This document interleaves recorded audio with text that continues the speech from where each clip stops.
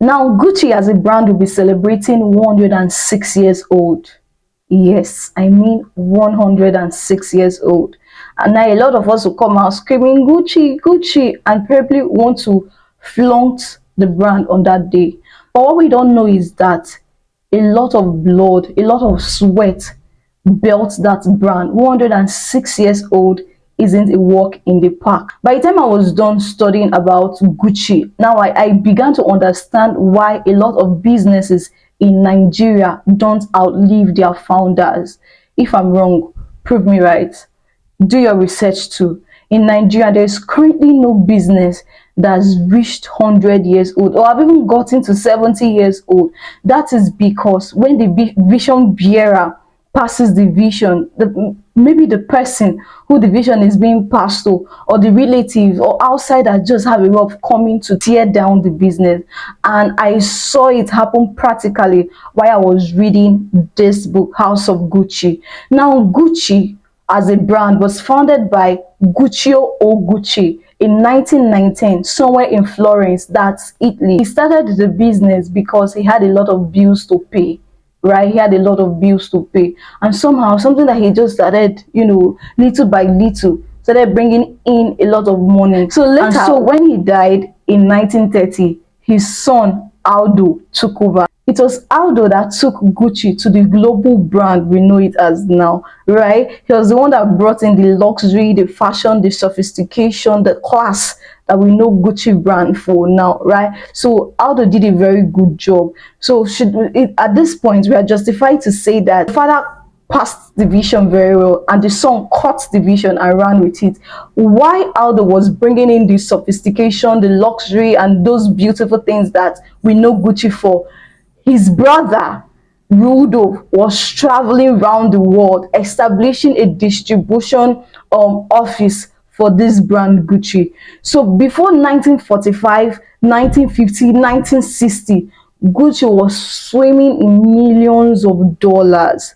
Now, a lot of things happened in this book. This book is 17 hours long. A lot of things that I don't even know if I can say in this video. But if you want to know how to hold a business, because at some point you see some cousins coming into the business and they want to tear down the business, you get to see that some persons are looking at the business and you think that they have good intentions. They will buy shares, but you don't know that they are calculating that, okay, if I buy shares with it, it's just a matter of time, I'm going to buy the company. So a lot of things happened in this book. Now at some point, Aldo transferred the business to his own son Maurizio. Now Maurizio was described to us. Now the Gucci family was known for luxury. They were rich. Anything they think of, they could do in money.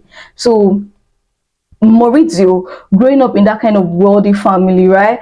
The book described him as a Prince Charming.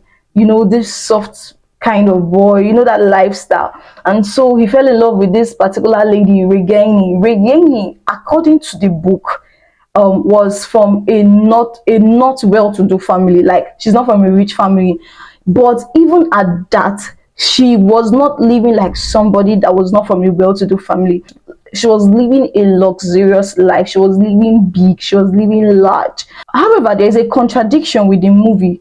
The movie portrayed Reggiani as somebody from a very poor family. Like, she was poor when, that poor girl Prince Charming story. But that wasn't what I found in the book. In the book, she was poor, good and fine, but you couldn't see her and say, oh, you can't see her and call her a poor girl because she was living the life.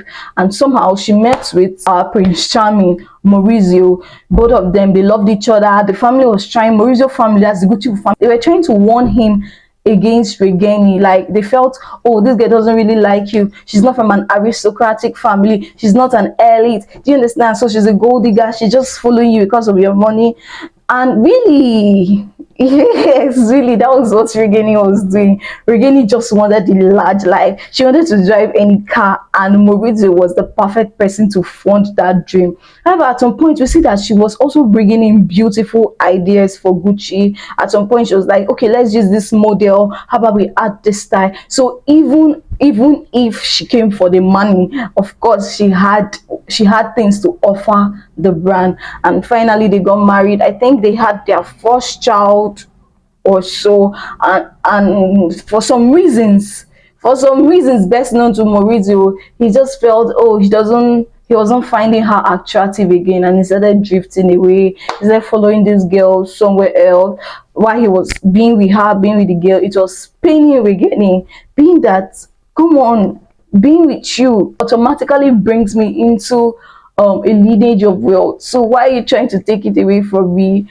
And from my research, because after listening to this audiobook, I still did some research. Some persons that they interviewed that were around Regeni at this period where she was obsessed about Maurizio leaving her, they said every time they were in a conversation with Regeni will say like, oh, I'm just obsessed, I want to kill him, I wish somebody can help me kill him. That was, so it was an obsession. She wanted to kill Maurizio for leaving her. And why all of those was happening, in the book itself started with Maurizio walking through the staircase. And while Maurizio was walking through the staircase, Prince Charming lifestyle, we just hear a gunshot, pow, pow, pow, three gunshots. And we're like, what's happening? Who killed Maurizio? What's happening? Who killed Maurizio? So in the process of finding out how Maurizio died, the book took us back to how Gucci started, how Gucci started. So the Gucci brand that will be celebrating 106 years old very soon was built on the blood of Maurizio, right? A lot of persons died, like they fought. Cousins came to even want to tear down the business. These people fought.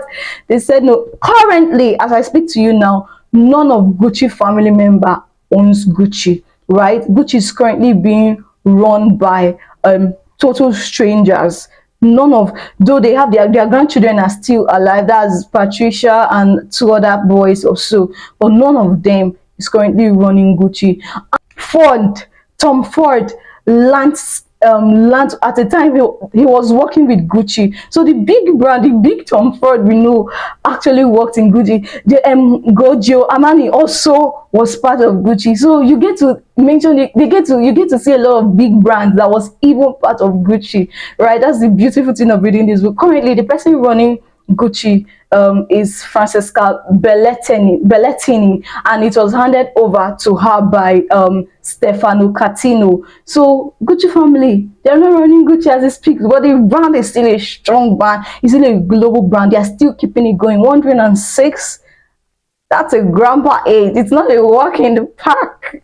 So I'm giving this book a thumbs up because it revealed a lot that we don't see in business. And it was after I read this book I got to know why a lot of business, I don't know about Africa as a whole, but I know that in Nigeria, is it Coca-Cola, is it Heineken, name the brand, most of these brands are not Nigerian brand, and they outlive the founders. So this month we'll be talking about a lot of fashion brands, so you just sit tight and allow me take you through the right.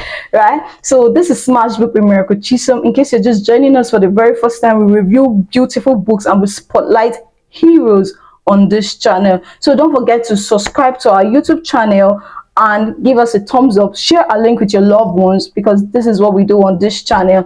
And lastly, in case you have beautiful books or beautiful ideas, beautiful stories you feel you want to share with the world, you feel you want the world to know, please feel free to use the link on my bio or the link at the comment of this video to send us a message, and we'll help you bring that idea, that story to life. Thank you so much for being to this point. Don't forget to subscribe. Love our videos. I love you, and I will see you in our next video. Bye.